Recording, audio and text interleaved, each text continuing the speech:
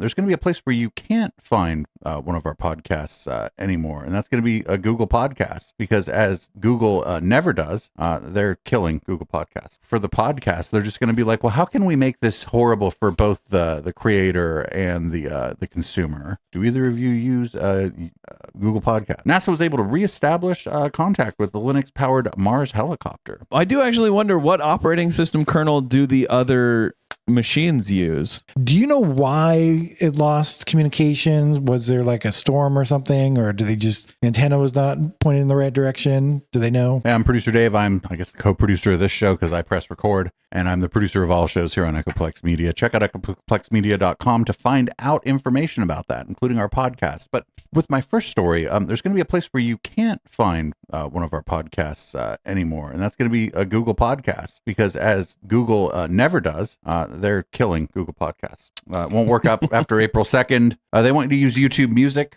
You can export your followed podcast lists for use on YouTube Music or other podcast apps, and there's no word on easy migration to YouTube Music for podcast creators like myself. Do either of you use Google Podcasts? I don't. Yeah, your joke was very apt. There's a website, in fact, I think it's called Google Graveyard, of like all the things that Google has killed. They've killed things that they'll buy a company and then kill its product. So they not did for that nothing, to this will be the second version of the podcast thing they killed. There was one called Play Podcasts for a while that they got rid of and called Google Podcasts. Like, didn't they have like an RSS reader or something that people really love that they killed like a while ago? I'm still salty about that. Okay, I'm still salty about sorry that. to bring up old wounds. I'm still salty about that. And then they killed that. They killed that, and so I just started using Google Plus like an RSS reader because there's no other use for Google Plus. And then they killed Google Plus. They killed Google Plus. And that was horrible because Google Plus was the first like app. I don't know if people were using Android phones, but Google Plus was like actually the first app that I thought looked really good on my Android phone. So Google will eventually kill everything you love. So this comes like one of the big ones, Stitcher, went away a few months ago, and it looks like we're coming to another more or less a duopoly situation here. It looks like we're gonna have, for like normies, we're gonna have Apple Podcasts and Spotify. And that's going to be the two defaults that people use for their podcasts. I know. Pocket Cast is out there. I know. There's all kinds of stuff. I know. There's a million podcast apps. But we're going to end up with essentially a duopoly, at least for like regular people. Yeah. Because I don't know what the hell they're doing with this Google or YouTube music for podcasts, because I was like, oh, maybe there's a way for me to migrate so that I don't put this there. And then I looked and I'm like, I don't understand at all. On Google Podcasts, you just said, oh, here's my RSS feed. They're like, great, give me a minute. Oh, your podcast is in our directory now. I don't know what's going on with YouTube Music. I haven't received any emails. I think and I don't know for sure, but I think what they want me to do is put all my podcast episodes up as YouTube videos and turn that into an RSS feed, which I'm not doing. I guess if they're ingesting your RSS feed, they can't add their own ads to it. Maybe that's why they're. But they can. They should be able to add their own ads to it if they're adding, like if they're rebroadcasting, I guess you'd call it, relaying your RSS feed to their own RSS feed, then they can inject ads. Yes, Spotify and that's does. Fine. Yes, Spotify does that to one of our podcasts. Yes. That's weird. I don't know why they're killing it. Well, I assume because it doesn't instantly have 1 billion users, so Google dropped it. Yeah, I don't know. I just don't know. Like the thing they're replacing it with seems, unless I just don't understand, unless I just go into YouTube Music and then pop in my RSS feed and then it just repopulates. But then all they're doing, then what's the point? You're just consolidating everything into certain apps that are not really built for what you want to do. They've been consolidating a lot of things under the YouTube brand. Yeah. Like Google Play Music went away and pushed everyone to YouTube Music. They had like a video, like a TV. I guess it was always YouTube TV, wasn't it? So I don't know, Google Play Music, what they did is they pushed it to the YouTube Music and made the experience far worse. Pretty much. So that's what I figured they're going to do with YouTube Music for the podcast. They're just going to be like, well, how can we make this horrible for both the creator and the consumer? You get to look forward to the day that it's finally on par with Google Podcasts. which comes right before the day they kill this version. Of course. For now, I'll just use Spotify. I know that makes me a normie, but whatever. What? All right, I got another one here. This is a bit of good news. I know it's shocking. NASA was able to reestablish contact with the Linux-powered Mars helicopter. So on January 18th, they had lost communication with Ingenuity, the Linux-powered helicopter, and on January 20th, the NASA Jet Propulsion Lab announced that they were able to really reestablish connection with the helicopter Ingenuity. This is crazy because when the Mars rover went up, nobody expected this helicopter to even last close to as long as it has. They thought it would, be a couple months or whatever, and it's been quite a long time. This is really good news for robots doing stuff on Mars and other places going forward, and this is really good news for Linux too, because I don't know, I just can't imagine it would still be able to communicate with anybody if it was running Windows 11. What do you guys think? They just rebooted if it was running Windows 11.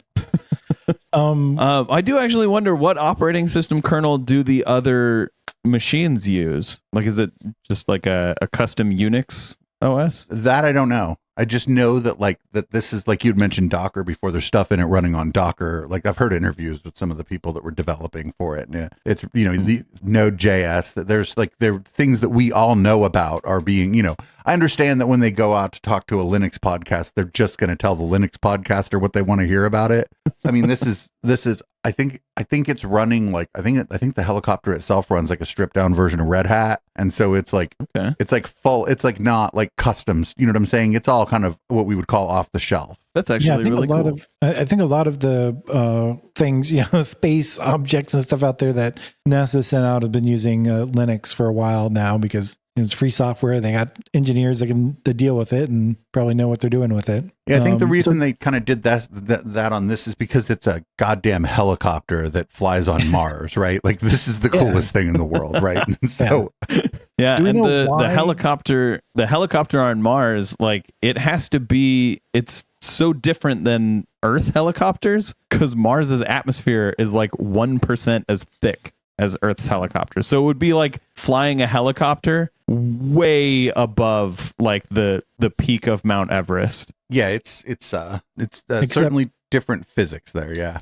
not the physics are the same, but the physics for the helicopter are quite different. Yeah, except Mars has less gravity. I don't remember how much, but it's considerable amount less gravity as well. Wonder if it more or less washes out. That'd be interesting to find out. No, I don't think so. I think the lack of atmosphere is a much bigger problem. I seem to remember back when I saw a bunch of documentaries on the Mars helicopter. But I was wondering, do you know why it lost communications? Was there like a storm or something, or antenna was not pointing in the right direction? Do they know? Yeah, it didn't seem like didn't seem to say why. It didn't, Yeah. It's pretty far away. It's not uncommon for spacecraft in general to lose connectivity to home and then be able to reestablish it. It's just that when they lost it this time, because it had been so much longer than they thought it was going to work in the first place. Yeah, most people were like, "Well, that's the end of this thing. We're never gonna hear from it again." And then 2 days later, it was like, "Hi." It probably had to refresh a snap package on the 18th, and then it just took 2 days for that snap package to start again. I don't imagine this thing is getting updates. And I would be absolutely shocked if it was using snap packages. No, I couldn't see any reason. I don't think if it's known why it wasn't in any of the stuff that I read or like heard people talking about this. Okay. There may be, there's probably some way in which if things fail, it maybe even takes the systems inside of this device a while to figure out that everything has failed and for it to like reboot itself or whatever. That could be the case. Who knows? Maybe it hit the ground kind of hard and it just like passed out. Who knows? Yeah. Well, I know like one of the rovers, they lost contact with it and then reestablished it. And the reason that it lost contact is the solar panels got covered too much and it wasn't generating enough power. And so it died. And then somewhere along the line, the panels got uncovered enough that it was able to generate a little bit of power and reestablish connection. So I didn't know if it was something like that or. Yeah, I don't know if this thing has its own solar panels or if it like maybe docks with the main rover that has solar panels and it charges off of that. It docks. Yeah, I think. Yeah. Well, I mean, I know it is part of the main rover. I just don't know if it's like generates its own power. I would imagine it doesn't because it has to fly, and so you know like. You're like, oh, this thing has to fly, and there's not a lot of atmosphere here. Let's weigh it down with some solar panels. Exactly. Yeah, it could have been anything. It could have maybe not connected correctly to the rover. I mean, it could have been anything, right? And then the rover moved and it jostled around enough and it got connected. It could be anything. But glad that it got reconnected because they did not think that this thing was going to be that we'd be talking about it in January of 2024. Thank you for tuning in to How the Tech Are You? We do this show every week, and we put it out into 3 segments on YouTube, and we also put it out as a podcast. If you'd like that you can find that at echoplexmedia.com, along with all our other shows. Don't forget to like and subscribe, and we'll have a recommended video here on the screen for you to check out next.